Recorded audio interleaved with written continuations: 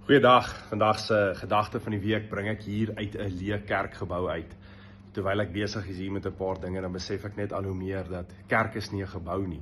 Kerk is die mense, en wanneer Jesus praat van hy sal sy kerk bou, dan besef ons daai liggaam van Christus is wat hy praat van. Dis elkeen van ons wat hy saamvoeg, en so besef ons dat elkeen van ons is nodig, en so het ons die persoon langs ons ook nodig, want ons is deel van 'n liggaam.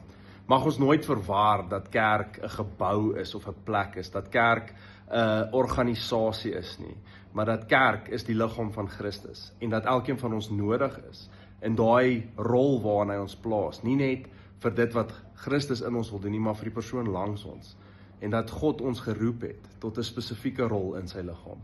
Wat 'n voorreg is dit om deel te wees van 'n gemeente wat daai gedagte het en daai kultuur het. Mag die Here u seën en mag u 'n geseënde naweek hê.